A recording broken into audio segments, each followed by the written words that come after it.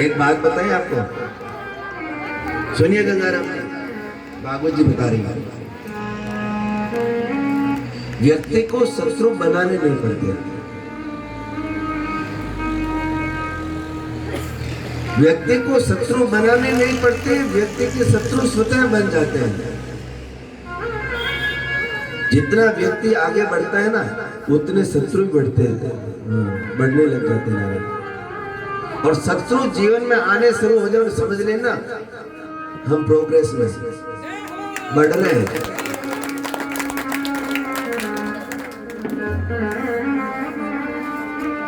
और देखिए, सबकी अलग अलग कमाई है, कोई अच्छा करके कमा लेता है, कोई बुरा करके कमा लेता है। कमाने के सबके ढंग अलग अलग है। कोई नेकी पे चल करके अपना परिवार पालन पोषण कर लेता है, और कोई इधर उधर हड़प हड़प करके अपना परिवार चला लेता है? चलाते सभी है, लेकिन पद्धति सबकी अलग अलग है। तो दास के कहने का भाव है कि व्यक्ति जितना आगे बढ़ता है, शत्रु उतना ही उसके बोली ना बढ़ने लग जाते हैं। तो आज भगवान के भी शत्रुओं की कोई कमी नहीं है। रुक्मिणी ने प्रथम पुत्र को जन्म दिया, प्रद्युम्न जी महाराज को। तो संबरासुर नाम का एक दैत्य था, भगवान का बहुत बड़ा शत्रु था। उसने क्या किया, प्रसूति का ग्रह से रुक्मिणी जी के प्रथम पुत्र को उठा लिया, चुरा करके जाकर के समुद्र में डाल दिया। एक मछली ने उस बालक को निगल लिया। मछुआरे ने मछली को पकड़ा और पकड़ करके और संबरासुर के वही उस लक्ष्मी को मछली को भेज दिया, क्योंकि दैत्यों का तो भोजन वही होता है।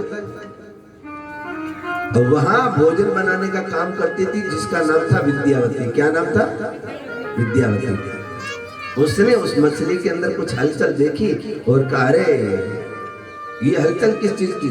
काट करके देखा तो भीतर बालक को बाहर निकाला, उसको नहलाया धुलाया, दूध पिलाया और विचार किया, हे भगवान, क्या पता कहां से मछली निकल करके लेके आई है, अब इसकी माँ कौन है, चलो मैं ही सेवा करती हूँ। अब वो धीरे धीरे उसकी सेवा करने लगी, बालक बड़ा होने लगा।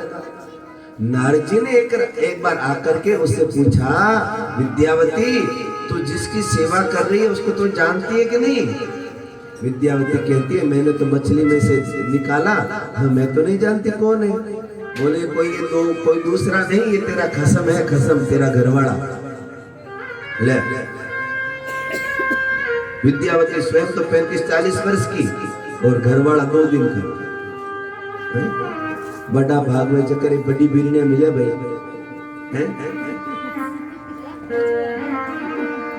विद्यावती कौन है? वही है जो कामदेव की पत्नी। जब शंकर भगवान के नेत्र खोलने से कामदेव जल करके भस्मीभूत हो गया, तो कामदेव की पत्नी भागी भागी गई भगवान के पास में और जाकर के कहने लगी, महाराज,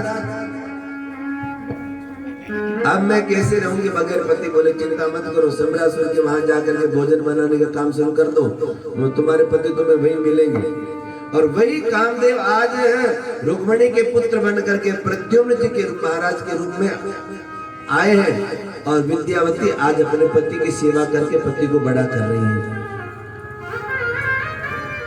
प्रद्युम्न जी महाराज बड़े हुए, उनको विदित हुआ और संबरासुर के साथ में युद्ध करके उसको पराजित करके उसका वध करके, और जब घर पे लौटे तब तक पीछे से भगवान के 16,107 विवाह हो गए। दूसरा जो विवाह हुआ ना भगवान का, वो जामवंत की बेटी जामवंती से हुआ। परीक्षित ने कहा, महाराज, जामवंत जी तो भालू थे, भालू की बेटी के साथ में भगवान का विवाह कैसे हो गया? देखिए, मेरी तो आदत है, बार बार कहता हूँ, ध्यान से सुनिएगा, ध्यान से सुनिएगा। आप ध्यान से सुनते हो, उसके बावजूद भी तो फिर निवेदन कर रहा हूँ, ध्यान से सुनिएगा। कैसे जामवंत की बेटी जामवंती से विवाह हुआ। और जो इस कथा को ध्यान पूर्वक श्रवण करता है ना, उसके ऊपर झूठा चोरी का कलंक नहीं लगता। हाँ, कहते हैं कि एक बार द्वारिका में एक राजा है जिनका नाम था सत्राजित। सत्राजित के पास में एक मणि थी जिसका नित्य 10 घंटा पूजन किया जावे तो 8 बार सोना देती थी। 8 बार का मतलब 8 किलो 8 तोला 8 ग्राम नहीं, 2 क्विंटल नित्य सोना देती थी। तो भगवान ने उससे पूछा, अरे सत्राजित एक बात बता। बोले क्या? तुम घर में कितने सदस्य हो? तो वो कहने लगा, एक मेरे बूढ़े माता जी है, एक देवी जी है, एक मैं हूँ और एक छोटी सी कन्या है। भगवान ने कहा, इसका कहने का भाव 3.5 जने घर में और 2 क्विंटल सोना देने वाली मणि इतने धन का क्या करते हो? किसी राज खजाने में रख दो, प्रजा की सेवा है तो काम आएंगे। बोले नहीं, मैं मणि किसी को नहीं दे सकता। बोले भैया तुम्हारी मणि तुम जानो, तुम्हारा काम जाने। कुछ दिन पश्चात वही मणि सत्राजित का भाई प्रसेन पहन करके कहीं गया और महाराज प्रसेन मर गया और मणि गले से गायब। सत्राजित ने विचार किया, मेरे भाई प्रसेन को किसने मारा होगा? फिर विचार आया, हो न हो कन्हैया ने मेरे से मणि मांगी, मैंने शायद नहीं दी, शायद कहीं कन्हैया ने तो नहीं मार दिया। तो सत्राजित ने एक बहुत बड़ी गलती कर दी। घर पे आकर के अपने देवी से कहने लगा, देवी तुम एक बात आगे नहीं कहो किसी को तो तुम्हें एक बात कहूं, और माताओं को ये कह दो आगे नहीं कहो तो कहूं। फिर पूछ देखो, है न्यूज़पेपर में आए उससे पहले तो पूरे जोधपुर को पता चल जाती है बात को।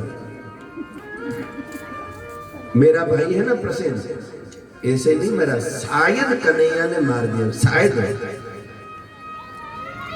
शायद को माता ही राइट करते टाइम नहीं लगाती। अब सत्राजित की देवी गई जल लेने के लिए, सखियों से कहा, देखो तुम आगे नहीं कहो तो तुम्हें एक बात कहूं। सब सखियां कहने लगी, थारी सौगंध आगे नहीं कहा। अबे भाई थारी सौगंध, थारी सौगंध, थारी सौगंध करता करता पूरी द्वारिका में वह बात पहुंच गई।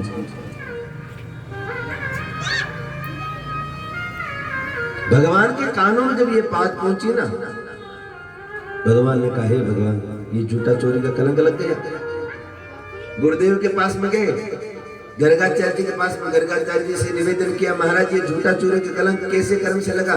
बोले लाला तूने भादो का चंद्रमा जो है ना, चौथ का चंद्रमा, हाँ वो तूने देख लिया, उसका दर्शन कर लिया, वो श्रापित है, इसीलिए जो है तेरे को ये श्राप लग गया, ये चोरी का तेरे ऊपर कलंक लग गया। भगवान ने कहा, इस चोरी के कलंक को हटाने के लिए मुझे प्रयासरत होना पड़ेगा।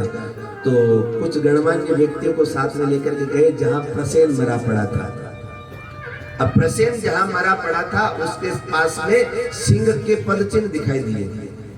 अब सिंह के पद चिन्हों पे आगे चले तो आगे सिंह भी मरा पड़ा है, लेकिन सिंह के पद चिन्हों के पास में भालू के पद चिन्ह दिखाई दिए। अब भालू के पद चिन्हों पे जाने लगे तो आगे ऐसी जगह भालू के पद चिन्ह गए एक कंदरा में, जिस कंदरा का ये रिकॉर्ड था कि आज तक उस कंदरा में जो व्यक्ति गया लौट करके वापस नहीं आया। आज तक उसका ये रिकॉर्ड था कि जो गया वो लौट करके नहीं आया। भगवान भीतर जाने लगे, साथ में जो गणमान्य व्यक्ति थे सबने मना किया, बोले कन्हैया हम समझते हैं कि आपने ये कार्य नहीं किया और पूरी द्वारिका को हम जो है अवगत करा देंगे। भगवान ने कहा नहीं, मेरे ऊपर झूठा चोरी का कलंक लगा है तो मैं ही इसको प्रमाणित करके आपको बताऊंगा। समय दे दिया, इतने समय में यदि लौट करके नहीं आऊं तो समझ लेना अब लौट करके राजाधिराज महाराज महायोगेश्वर भगवान कृष्ण कभी आने वाले नहीं। और भगवान जब कंदरा के भीतर गए तो जामवंत जी की बेटी जामवंती उस मणि से खेल रही थी। और सज्जनों, जामवंती ने अपने जीवन में कभी भी किसी पुरुष का दर्शन नहीं किया आज तक। आहा, कितनी भाग्यशाली है कि आज पहली बार दर्शन हुआ तो परात्पर अखिलेश्वर का दर्शन हुआ। लेकिन देखो, कोई वस्तु जब अपने देखी भी नहीं होती है, उसको देखते हैं तो जरा लगता तो अजीब सा है ना। ऊंट किसी के देखा न हो और एकाएक किसी को ऊंट के सामने ला करके पटक देवे तो उसको ऐसा लगेगा अरे ऊंट नहीं, ये तो जमराज है? तो प्रथम बार किसी ऐसी वस्तु को देखते तो भय तो लगता ही है। तो जामवंती भी भगवान को देख करके भयभीत हो गई। अरे ये क्या है, कौन है? रुदन करने लगी, पिताजी देखो कौन आया है, पिताजी देखो कौन आया। भगवान बार बार निवेदन कर रहे हैं, अरे ये जो तुम्हारे, मुझे कुछ नहीं चाहिए, ये जो तुम्हारे हाथ में जो मणि है ना, ये मुझे दे दो, मुझे दे दो। जामवंती महाराज मणि को यूं लगा रही, देखो पिताजी कौन आया है, देखो पिताजी कौन आया है। जामवंत जी ने आकर के भगवान के साथ युद्ध किया। जामवंत जी की नस नस टूटने लगी और संसार में जामवंत जी को पराजित करने वाला कोई भी नहीं था नारायण। ये जामवंत जी कौन है? वही रामावतार वाले जामवंत जी हैं। हनुमान जी के समान रावण के सेना में योद्धा मिल गया, लक्ष्मण के समान योद्धा मिल गया, राम जी के समान योद्धा मिल गया, लेकिन जामवंत जी के समान कोई योद्धा नहीं मिला। तो जामवंत जी को युद्ध करने का मौका ही नहीं मिला। जामवंत जी ने कहा मैंने गलत पार्टी ज्वाइन कर ली। हाँ, मैं यदि कम से कम रावण की तरफ से युद्ध लड़ता तो कम से कम आपसे युद्ध तो लड़ता, लेकिन मैंने तो युद्ध लड़ा ही नहीं, मैं तो युद्ध खेला ही नहीं। पर मेरे तो युद्ध की खुजली आ रही है बाजू में। राम जी से निवेदन किया आप मेरे साथ युद्ध कर लो।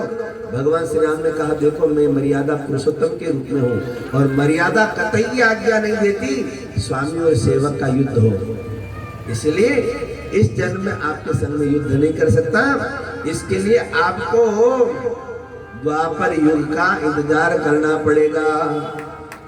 और वही द्वापर आया और आज भगवान ने उनकी इच्छा पूरी करने के लिए युद्ध किया और उनकी जैसे नस नस टूटने लगी, विचार करने लगे इतना शक्तिशाली कौन है। जामवंत जी विचार कर रहे हैं, आंखें बंद करके ध्यान किया तो आहा, सशंक चक्रं सकिरीट कुंडलम् सपीत वस्त्रं सरसीरुभेक्षणं सहार वक्षस्थलकौस्तुभस्त्रयं नमामि विष्णुं शिरसां चतुर्भुजं। शंख चक्र गदा पद्म लिए नारायण का दर्शन किया और चरणों में गिर गए और कहने लगे प्रभु क्षमा कर देना, मैं आपको पहचान नहीं पाया। आगमन का कारण पूछा, भगवान ने कहा मैं मणि लेने के लिए आया हूँ, मेरे ऊपर जो है इस मणि के कारण झूठा चोरी का कलंक लग गया, इसलिए ये मणि लेने के लिए आया हूँ। अब तो जामवंत जी के भाव बढ़ गए। जामवंत जी ने कहा अच्छा मणि फोगट में नहीं लेके आए, फोगट में मिलने वाली भी नहीं है। ये मणि आपको तभी मिलेगी जब आप एक और मणि को स्वीकार करेंगे। कौन मणि?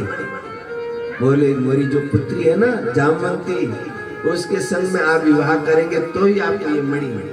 भगवान ने कहा एक दो और जामवंती हो तो दे दो, पर ये तो मणि दो मुझे। इस मणि के लिए आए हैं। भगवान को पता है सहस्त्र मणियां लेनी है, भजोड़ी गाड़ी में छाले रुका ही बार। बोले नहीं मेरे पास में तो एक ही मणि है। और जामवंती का विवाह भगवान के संग में हो गया। और वो मणि ले जा करके सबके सामने, सत्राजित के सामने सत्य महाराज पटकी। सत्राजित घबरा गया, हे भगवान, मैंने झूठा चोरी का कलंक लगा दिया भगवान के ऊपर, और बड़े लोगों के साथ में दुश्मनी नहीं करनी चाहिए, तो क्या किया जावे, चलो संबंधी बना लो।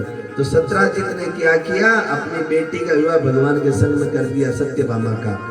भगवान के विवाह कितने हो गए बोलिए ना, हैं? 3 हो गए, 3। पहला जामवंती के संग, रुक्मिणी के संग, और दूसरा जामवंती के संग, और तीसरा सत्यभामा के संग। और नारायण कहते हैं, एक सांवली सलोनी कन्या नितांत जंगल में अकेली तपस्या कर रही थी, भगवान भ्रमण कर रहे थे। उसी समय अर्जुन की नजर उस कन्या के ऊपर पड़ी, और अर्जुन ने पूछा उस कन्या के बारे में कि आप कौन हो? तो बोले, मैं कालिंदी हूँ। ये कालिंदी कौन है? साक्षात श्री श्याम सुंदर यमुने महारानी है।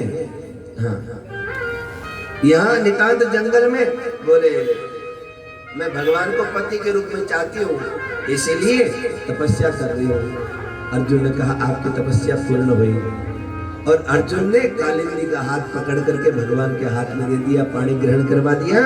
और भगवान का चौथा विवाह किसके साथ में हो गया बोलिए ना, कालिंदी के संग में। कितना अच्छा लगता है जब आप बोलते हो, हैं? हाँ, तो कहते हैं कि विंद और अरविंद नाम के 2 भाई थे। उनकी एक लाडली परम बहन थी जिसका नाम था मित्रविंदा। भगवान का 5वां विवाह हो गया मित्रविंदा के साथ में।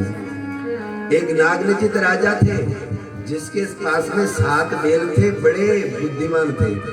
आज तक उनको एक साथ में कोई नाथ नहीं पाया। और भगवान ने वह कार्य किया तो नागनिजित ने भी अपनी बेटी नागनिजिती का विवाह भगवान के संग में कर दिया। भगवान का 6वां विवाह किसके संग में हो गया? नागनिजिती के संग में। एक राजादी देवी नाम की पराक्रमी स्त्री थी, राज संभालती थी। उनके भी एक परम लाडली पुत्री थी जिसका नाम था भद्रा। भगवान का 7वां विवाह हो गया भद्रा के संग। एक मध्य देश की बिटिया का नाम है लक्ष्मणा। भगवान का 8वां विवाह हो गया लक्ष्मणा के संग में। ऐसे एक एक करके विवाह करेंगे ना तो 2-4 दिन अपने को विवाह में लग जाएंगे, और जबकि अपने को 4 बजे तक कथा पूरी करनी है। हाँ, चलो अब थोक वाला ही काम करते हैं। देखिए, भगवान ने जो कुछ हमें दे रखा है ना, एक तो उसका होता उपयोग, एक होता उपभोग। भगवान ने पैसा दिया है तो सही जगह उस पैसे को लगाएंगे, वो हो गया सदुपयोग। अपने लिए अच्छी जगह लगाएंगे, उसका हो गया उपयोग। और उससे भी उत्तम जगह यदि लगाएंगे, वो हो गया सदुपयोग। एक होता उपयोग, एक होता उपभोग। उपभोग का मतलब जैसे आपके पास में मोबाइल है, उस मोबाइल को केवल आप काम में लेते हो, इधर उधर यूं मुंह बना करके फोटो लेने में, हैं?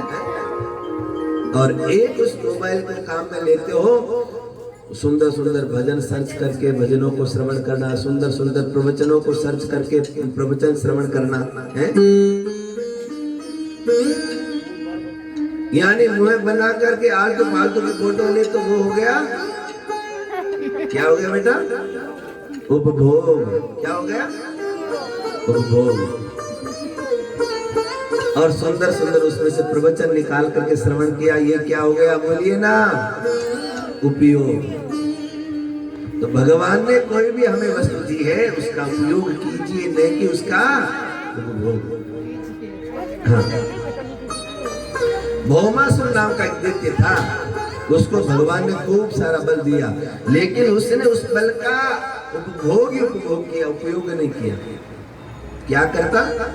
राजघरानों में जाता, राजघरानों में जाकर के सुंदर सुंदर कन्याओं को उठा करके लेके आता, और एक बहुत बड़ा मैदान बनाकर उसमें कैद कर देता है। संकल्प लिया 20,000 एक साथ में जब इकट्ठी हो जाएंगी तो सबके साथ एक साथ विवाह कर लूंगा। 16,100 कन्याओं को उसमें बंदी बनाया। भगवान को पता चला और भगवान ने जाकर के भौमासुर से युद्ध करके सब कन्याओं को महाराज वहां से स्वतंत्र किया और सब कन्याओं से कहा जाइए तुम सब अपने अपने घरों की ओर चले जाइए। सब कन्याओं ने कहा महाराज इतने दिन यहाँ भौमासुर के यहाँ रही है, अब हमें कौन इस संसार में अपनाएगा, अब तो आपके चरणों को छोड़ करके अन्यत्र कहीं जाने का बोलिए ना मन ही नहीं होता।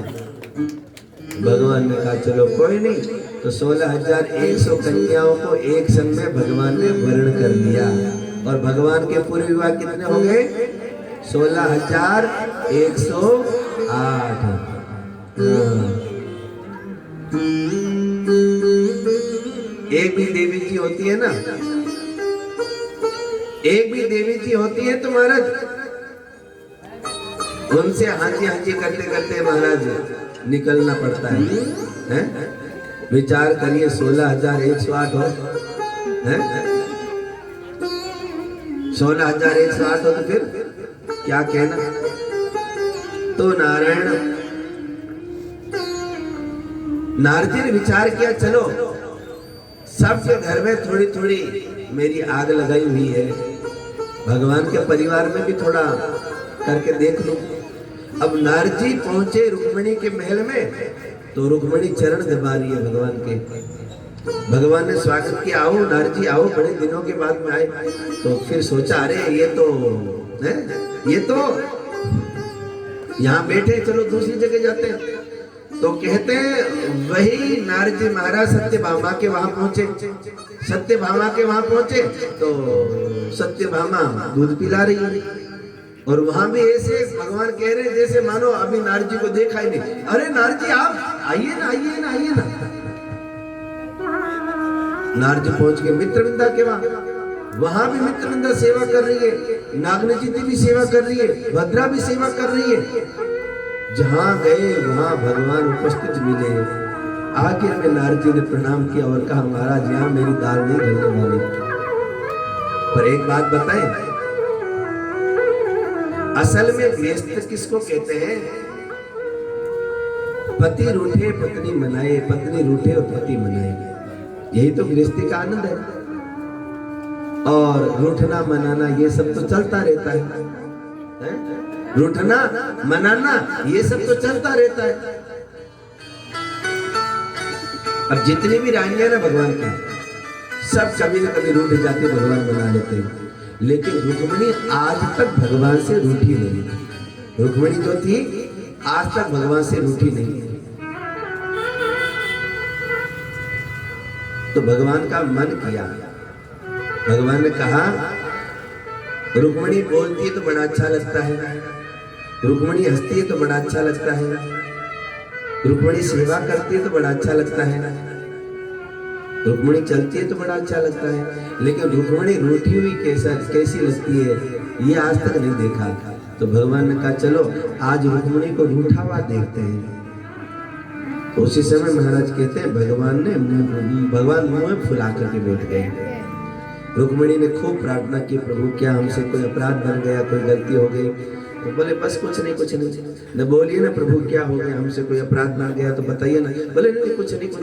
अरे प्रभु बताइए ना कोई गलती हो गई तो। भगवान ने कहा तेरे से गलती हो तो बताए, तेरे से तो गलता हो गया। वो काहे का गलता? तो बोले सबसे बड़ी गलती तूने ये की कि मेरे संग में तूने विवाह कर लिया। अच्छा रुक्मिणी नाराज नहीं हुई। देखो कोई भी कन्या किसी के संग में विवाह करती है ना, क्या देखती है? क्या देखती है?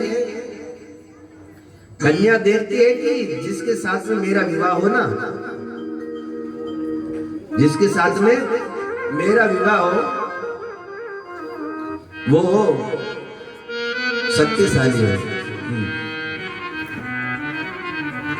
लेकिन यहाँ कितना शक्तिशाली हूँ सब जानते हैं। भगवान कहते हैं आज तक किसी ने रण नहीं छोड़ा और आज तक किसी का नाम रण छोड़ राय नहीं पड़ा है। आज तक किसी का नाम रणछोड़ राय नहीं पड़ा। पहला व्यक्ति हूं जिसका नाम रणछोड़ राय ना पड़ा। इतना डरपोक, जाकर के समुद्र में छुपना पड़ा, जाकर के समुद्र में छुपना पड़ा। और फिर भी तूने मेरे संग में विवाह कर लिया।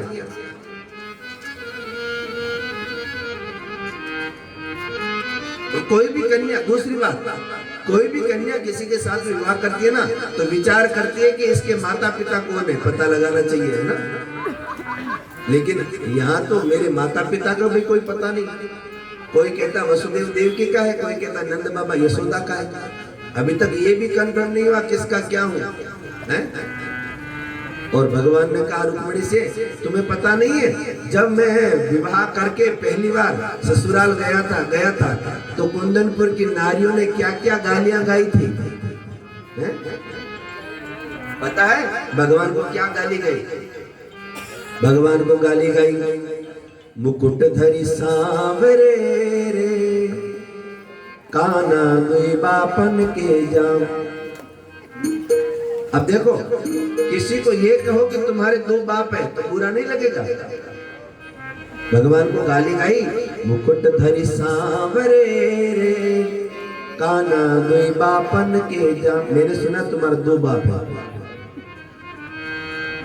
और फिर ऊपर से क्या कह दिया?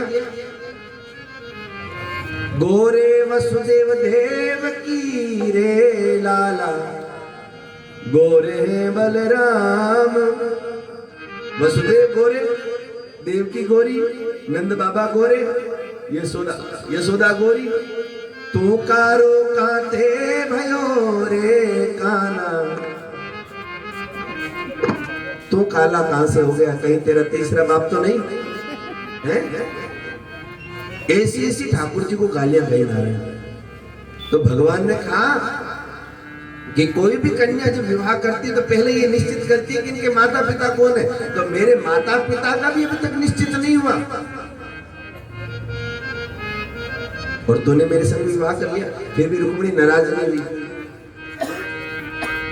तो भगवान ने कहा देखो, कोई भी कन्या देखती है ना कि मुझे वर कैसा मिले, तो सुंदर देखती है कि सुंदर वर मिले, है?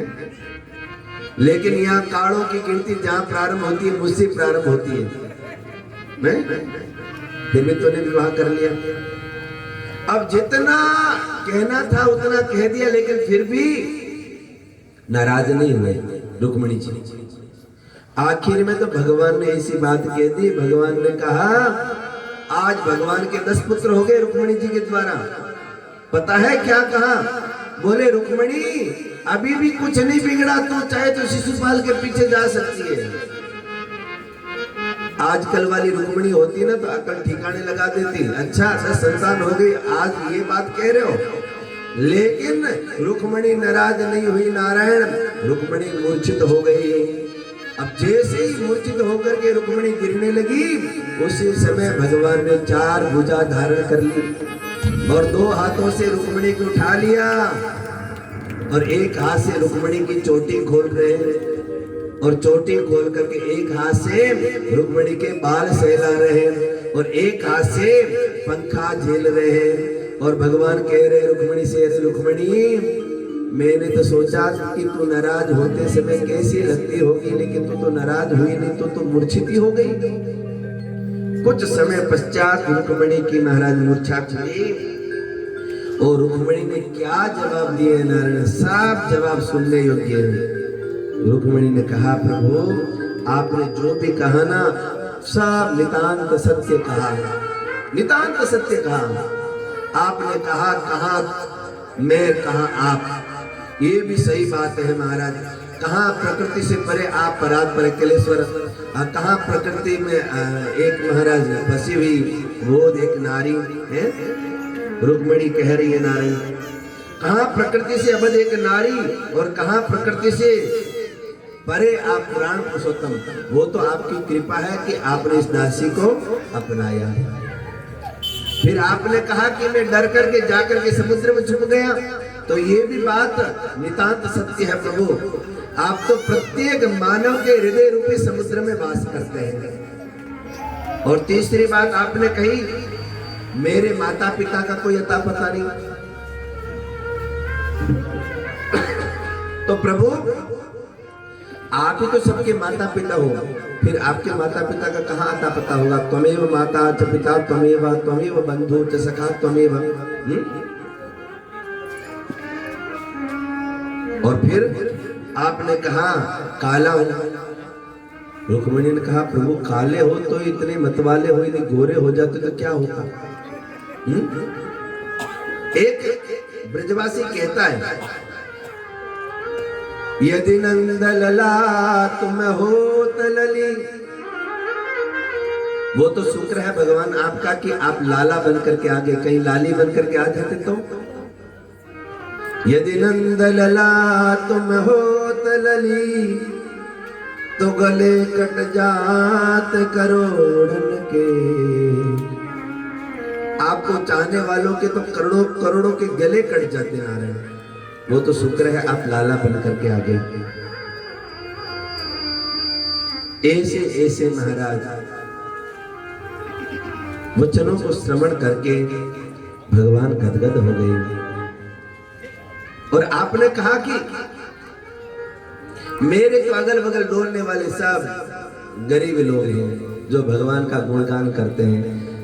रुक्मिणी ने कहा असल में वो गरीब नहीं होते, असल में वो सबसे बड़े अमीर हैं।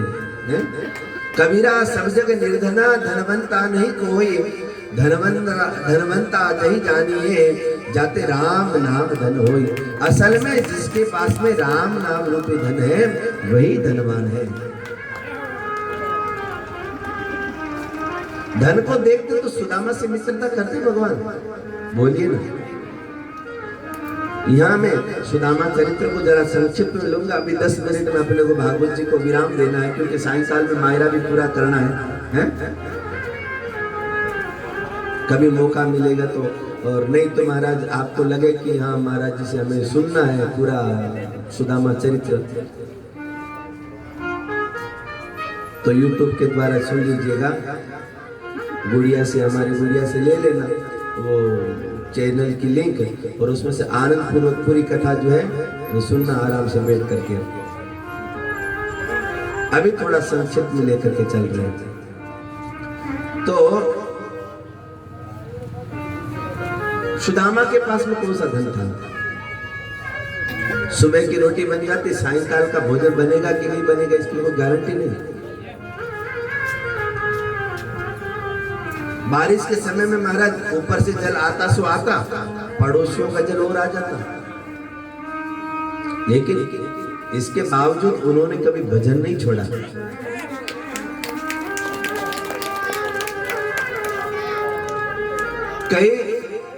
कई दिनों में तो ऐसा लगता है महाराज बच्चों को इतनी भूख लग जाती है, माँ मुझे भूख लगी है, माँ मुझे भूख लगी है। लेकिन सुदामा जी की जो पत्नी है ना, पता है क्या करके बालकों को सुला देती? चूल्हे पे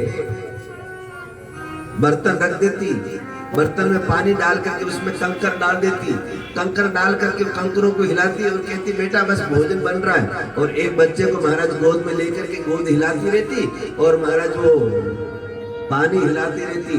पानी हिलाते हिलाते महाराज कंकर कब महाराज सीजे, उससे पहले तो बालक को नींद आ जाती, एक बालक को सुला देती, दूसरे बालक को ले बेटा बस भोजन बनने वाला है। ऐसे ऐसे करके अपने बालकों को सुला देती, लेकिन किसी के घर में मांगने नहीं जाती। ब्राह्मण को दान लेने का अधिकार है, मांगने का अधिकार नहीं है। पर नारायण एक बार सुशीला के मन में भाव जगा कि एक बार मेरे पतिदेव अपने परम मित्र श्री द्वारिकाधीश के वहां जाकर के आ जाए तो महाराज हमारे घर की व्यवस्था सुधर जाएगी। पतिदेव से पूछा, पतिदेव आपको अपने मित्र की याद नहीं आती? भगवान ने कहा जब भी मुझे मेरे मित्र की याद आती है ना, अपनी आंखें बंद करके उनका स्मरण करता हूँ, सो महाराज उनसे मुलाकात हो जाती है। पत्नी ने कहा नहीं, मेरी इच्छा है आप स्वयं द्वारिका जाकर के उनके दर्शन करो। सुदामा जी ने कहा देखो कुछ जगह ऐसी होती है जहाँ खाली हाथ नहीं जाया जाता। मंदिर में खाली हाथ नहीं जाना चाहिए, गौशाला में खाली हाथ नहीं जाना चाहिए। गुरु जी के वहां खाली हाथ नहीं जाना चाहिए, सत्संग में खाली हाथ नहीं जाना चाहिए, मित्र के वहां खाली हाथ नहीं जाना चाहिए, बहन बेटी के वहां खाली हाथ नहीं जाना चाहिए। तो कन्हैया तो मेरा मित्र है, लंगोटिया यार है, तो घर में कुछ है उनके लिए लेके जाऊं। बोले उसकी आप चिंता नहीं करें। आज सुशीला 4 घरों से चावल मांग करके नहीं, उधार लेकर के आएंगे कि हमारे पति जब लौट जाएंगे तो आप लौट के आएंगे तो आपको पुनः लौटा दिए जाएंगे। 4 घरों से चावल क्यों लेके आएंगे? क्योंकि अलग अलग घरों के चावल होंगे ना, तो अलग अलग तरह के होंगे, कोई पतला होगा, कोई मोटा होगा, कोई लंबा होगा, कोई टूटा हुआ होगा। तो भगवान जैसे ये चावल की दशा देखेंगे, घर की दशा समझ जाएंगे। सुदामा जी महाराज लेकर के प्रस्थान किए, संतों की मंडली मिली, संकीर्तन करते। संकीर्तन में इतने निमग्न हो गए कि जाना था द्वारिका, पहुंच गए हरिद्वार। संतों से पूछा, अरे ये कौन सी नगरी है? बोले ये तो हरिद्वार है। अरे मुझे तो द्वारिका जाना था। संतों ने दुबला पतला शरीर देखा और कहा, महाराज इस जन्म में तो आप जा नहीं पाएंगे। बोले नहीं, आप तो मार्ग बता दीजिए। मार्ग बता दिया गया। कुछ देर तो चले और फिर एक वृक्ष के नीचे जाकर के सो गए और ठाकुर जी से निवेदन कर दिया, प्रभु अब यदि आपकी इच्छा हो मित्र से मिलने की तो यहाँ से ले जाना। मैं तो तान दुपट्टा आपका नाम लेके सो गया। और भगवान ने अपने पार्षदों को भेजा और पार्षदों ने विमान में अवरूढ़ करवा करके और सुदामा जी को द्वारिका पहुंचा दिया। जगह उस समय देखा, सोए थे जंगल में, पहुंच गए द्वारिका। पूछा, भैया ये द्वारिकाधीश भगवान का महल कौन सा है? बोले ये सामने वाले ही। कुछ दांती कथाओं में कुछ जो महान लोग अपने मन से जो कथाएं लिखते हैं उसमें लिखा है कि सुदामा जी महाराज को धक्के दिए, सुदामा जी गिर गए, लेकिन ऐसा भागवत जी में कुछ नहीं लिखा है। अरे जब भगवान के वहां पहुंचे तो भगवान तो अपने आंसुओं से सुदामा जी के चरण धोने लगे और कहने लगे, अरे सुदामा इतना विलंब कर दिया आने में, माफ करना, ये थोड़ा मैं प्रसंग संक्षिप्त में ले रहा हूं। भगवान ने सुदामा की दशा को देखा और आंखों से अश्रुपात हो गया, चरण धो दिए आंखों के जल से, और कहा मित्र आने में विलंब कर दिया। रात्रि पर्यंत महाराज वहां रह करके और पूछा कि भैया हमारी भाभी ने हमारे लिए क्या भेजा? भगवान के वैभव को देख करके सुदामा संकोच में आ गए। अरे इसका इतना बड़ा वैभव और ये मेरे ऐसे चावल, यहाँ क्या कीमत होगी इसकी? लेकिन भगवान ने छीन करके 2 मुट्ठी चावल खाए, तीसरी मुट्ठी खा करके 3 लोगों का ऐश्वर्य देना चाहते थे। और महाराज रुक्मिणी जी ने हाथ पकड़ लिया। बोले ना प्रभु, ज्यादा कच्चे चावल खाओगे ना पेट दर्द करने लग जाएगा। रुक्मिणी समझ गई थी, 1 मुट्ठी चावल खा करके भगवान ने 1 लोक का ऐश्वर्य दे दिया। 2 मुट्ठी चावल खा करके 2 लोगों का ऐश्वर्य दे दिया। यदि 3 लोगों का ऐश्वर्य दे देंगे तो फिर हम कहाँ रहेंगे, हैं? ऐसा सोच करके फिर जो है हाथ पकड़ लिया गया। अब हाथ पकड़ लिया, हाथ पकड़ने के पश्चात सुदामा जी महाराज को भोजन करवाया। भोजन करवा के रात्रि पर्यंत रुके और सुबह होते ही जब भगवान की आज्ञा मान करके जाने लगे, भगवान ने सुदामा जी के ललाट पे 6 लक्ष्मी लिखा था, वहां अक्षय लक्ष्मी कर दिया। और जैसे सुदामा जी महाराज पुनः लौट करके घर पे आए, जाकर के देखते हैं जहां झोपड़ियां थी वहां महल दिखाई दिए। और महल देख करके सुदामा जी महाराज चकित हो गए। पत्नी से पूछा, देवी ये सब? बोले प्रभु जब आप पतिदेव जब आप यहाँ से रवाना हुए ना, उस समय आप जब यहाँ से रवाना हुए ना, उस समय भगवान ने सब आकर के ये सब लीला कर दी। देना इसको कहते नारायण। भगवान जब देते तो हम तो बड़ा ढिंडोरा पीटते हैं, लेकिन भगवान इस हाथ से देते, इस हाथ को पता नहीं लगने देते। देना सीखो तो भगवान से सीखो नारायण। उसके पश्चात आदरणीय श्री सुखदेव जी महाराज ने परीक्षित से कहा, परीक्षित अब बता और तेरी क्या सुनने की इच्छा है?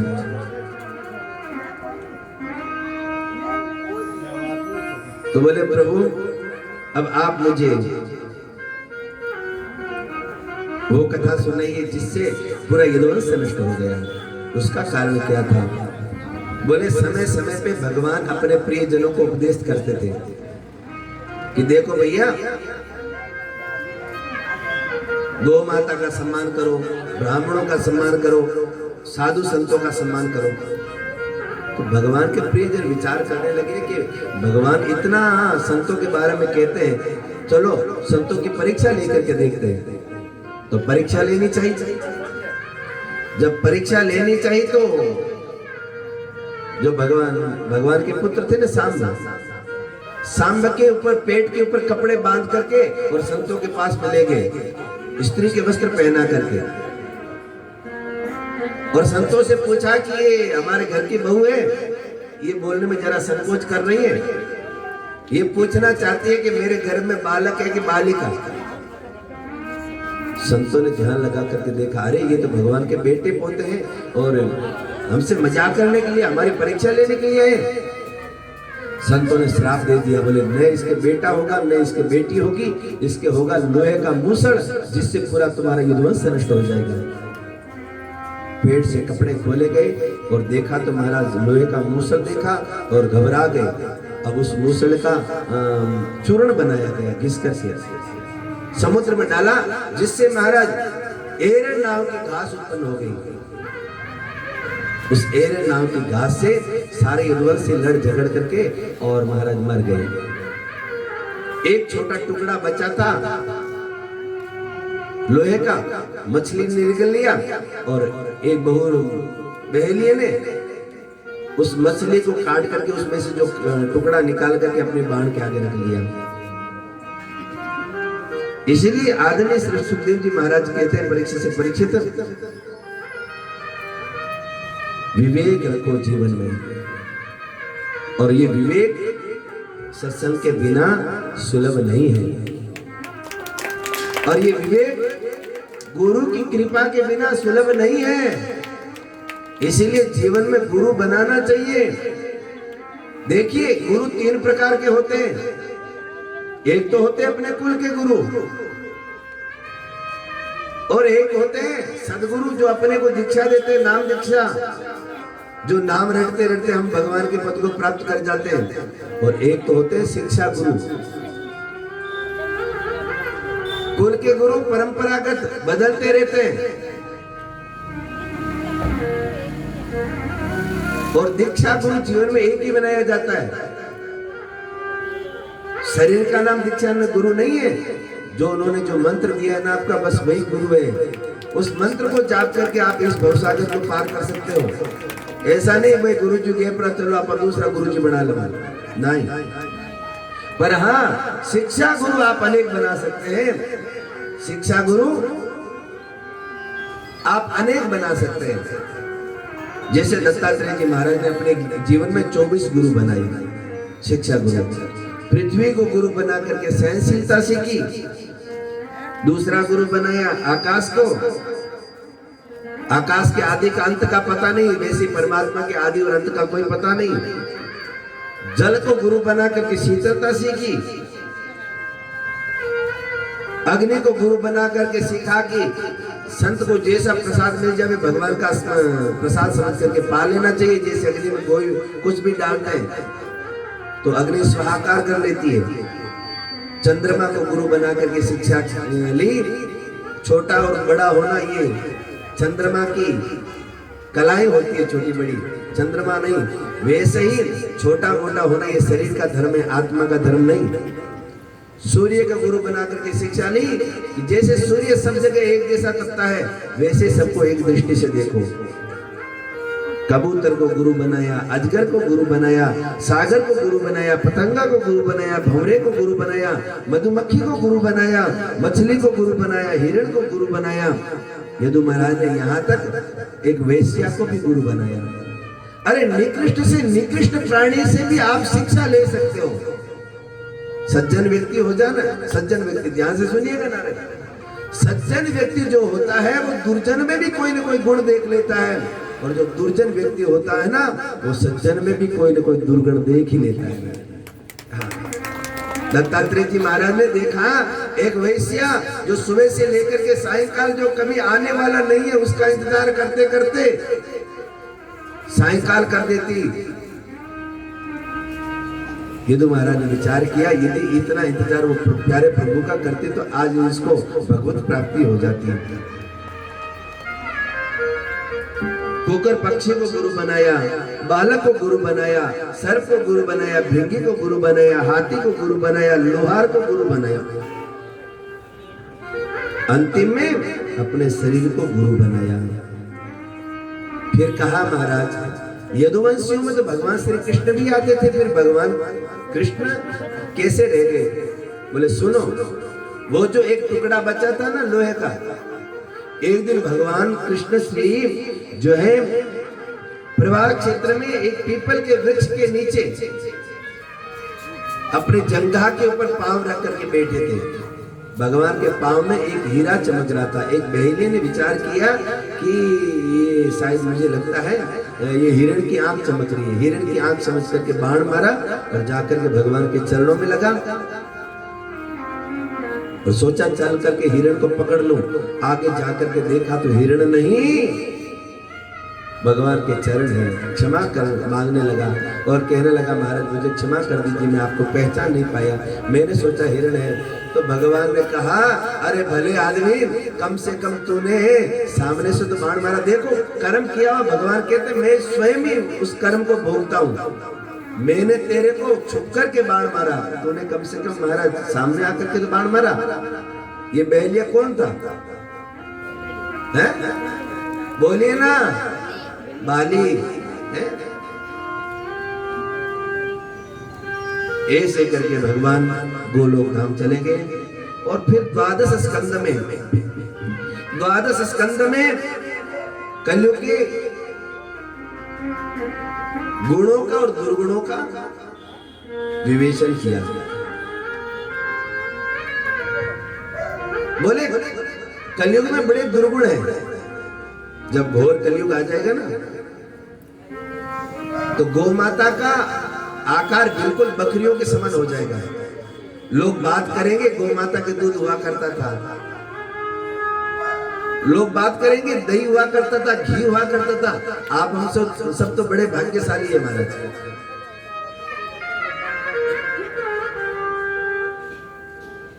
लोग बात करेंगे कि हमारे यज्ञ इत्यादि ये हुआ करते थे। और तो और नारायण, बहन और भाई का रिश्ता भी पवित्र नहीं माना जाएगा।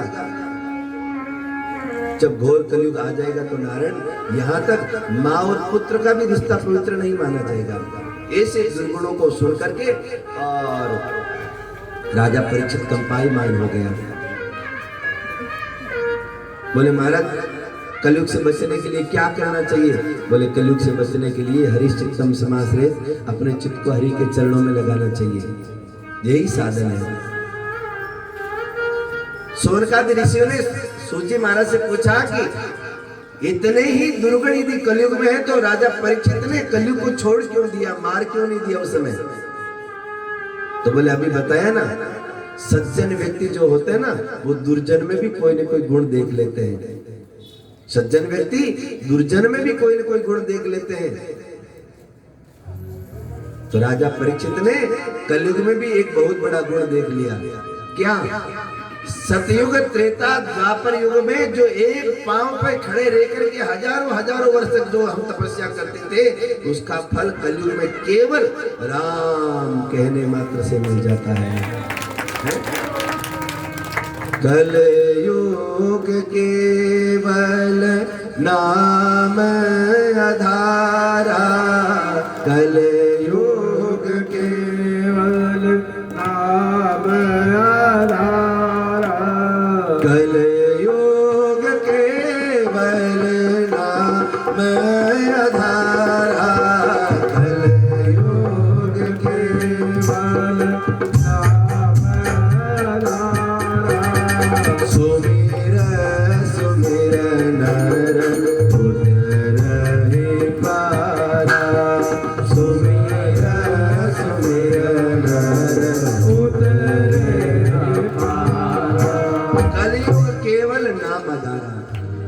नाम लेने मात्र से कलयुग में व्यक्ति महाराज सतयुग त्रेता द्वापर में जो एक टांग के ऊपर खड़े रह करके जो तपस्या करते थे ना, उतना फल मिल जाता है। ये सोच करके जो है राजा ने कलयुग को छोड़ दिया। ये सारा वृत्तांत सुना करके और सुखदेव जी महाराज ने राजा परीक्षित से निवेदन किया, परीक्षित एक बात बताओ, क्या तू मरेगा? क्या प्रश्न किया कि परीक्षित एक बात बता, क्या तू मरेगा? परीक्षित महाराज मुस्कुराने लगा। परीक्षित कहने लगा, महाराज मैं शरीर थोड़ी न हूँ, मैं तो आत्मा हूँ। आत्मा न काटने से कटती है न जलाने से जलती है। आत्मा तो न काटने से कटती है न जलाने से जलती है। हाँ, मैं आत्मा हूं, मैं मरने योग्य नहीं हूं। सुखदेव जी महाराज समझ गए कि राजा परीक्षित ने भागवत कथा को आत्मसात कर लिया। सुखदेव जी महाराज वहां से प्रस्थान कर गए। अब समय आया तक्षक का डसने का। परीक्षित के पुत्र जन्मेजय ने सुरक्षा बढ़ा दी, लेकिन एक पुष्प के ऊपर कीट के रूप में तक्षक आया और आकर के राजा परीक्षित को डस लेता है। उससे पूर्व राजा परीक्षित अपना मन परमपिता परमात्मा में लगा लेते हैं और केवल तक्षक एक ऋषि का श्राप पूर्ण करने के लिए आता है। उससे पहले तो महाराज जो है आदरणीय श्री परीक्षित जी महाराज वो भगवत धाम में चले जाते हैं। इधर जैसे जन्मेजय को पता चला, जन्मेजय ने सर्प यज्ञ किए जिसमें अनेक प्रकार के सर्प आकर के आहुत होने लगे। ऋषियों ने समझाया, रे तेरा पिता तो परम गति को प्राप्त हो गया, तो उनके पीछे ये क्या निंदनीय कर्म कर रहा है। तब जाकर के सर्प यज्ञ बंद किया। और सज्जनों, ये मैंने आपको संक्षिप्त में एक तरह से कह सकता हूँ श्रीमद् भागवत की कथा श्रवण करवाई। मुझे पता है कई प्रसंग आज ऐसे थे जिनको जरा विस्तार से कहने की बहुत ज्यादा जरूरत, मेरा मन भी नहीं हो रहा था उनको संक्षिप्त में करने का, लेकिन क्या करें, कुछ व्यवस्थाओं में बंधे हुए हैं। आज हमें कम से कम सरकार की नियमावली के मुताबिक हमें इतने श्रोता आज इकट्ठे नहीं करने थे, उसके बावजूद भी आज कथा को पूर्ण करना जरूरी हो गया था। हालांकि आज सप्तम दिवस था, एक दो दिन बढ़ाने का मन था, लेकिन क्या करें, राजकीय जो व्यवस्थाएं होती है उनको भी देखना होता है।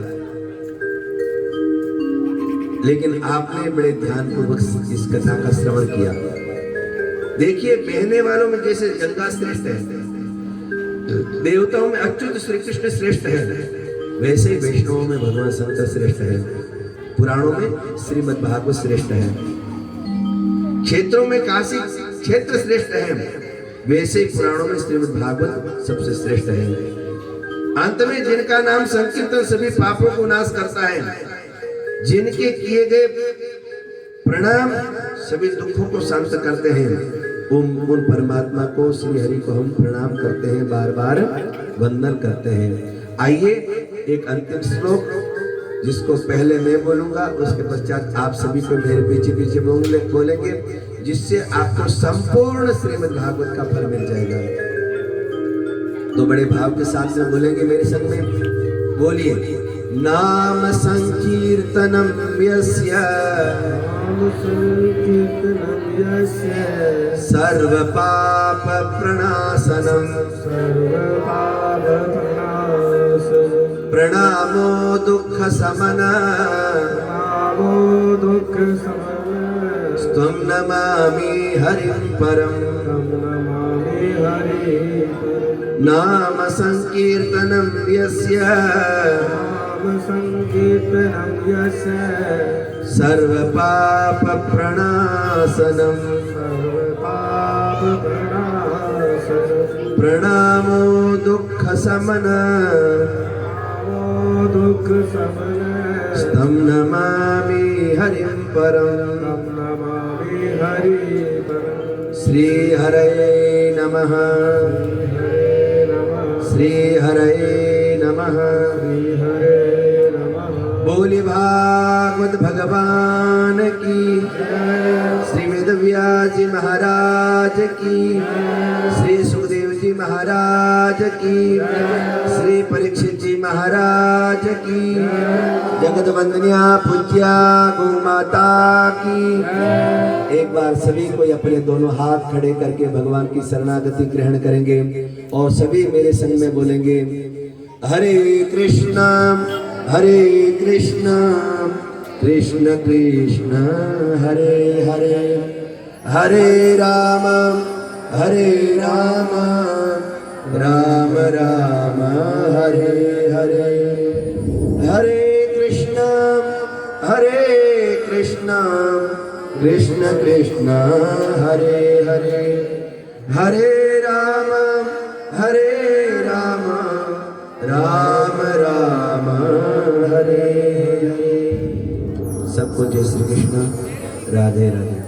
देखिए आप सबको खूब खूब धन्यवाद, खूब खूब साधुवाद। हमारे गणेश सेवा समिति उत्सव की समिति जो है उनको भी खूब खूब धन्यवाद। मैं सबका नाम नहीं जानता। मेरी एक सबसे बड़ी ये कमजोरी है कि मुझे जब तक 8-10 बार एक व्यक्ति का नाम नहीं बता दिया जाता। अशोक जी तो ठीक है, आगे पीछे घूमते रहते हैं तो इनका तो यूँ नाम कोई दूसरा ही आता तो यूँ लगता है अशोक जी आगे नाम याद रह जाता है। लेकिन जब तक 8-10 बार वो नाम नहीं बता दिया जाता तब तक मुझे नाम याद नहीं रहता। इसीलिए हो सकता है कि मैं धन्यवाद दूं, किसी का नाम छूट भी जाए, क्षमा करना। इसीलिए कहता हूं आप सब को खूब खूब धन्यवाद, खूब खूब साधुवाद कि आपने बड़े ध्यानपूर्वक कथा श्रवण की। और हमारे श्री कमल जी शास्त्री जी ने बड़े ही सुंदर विधिवत गणपति की पूजा करवाई। सो महाराज इस कोरोना काल में और ये बारिश का मौसम इत्यादि ये सब होते भी निर्विघ्नता पूर्वक कथा का समापन होता है।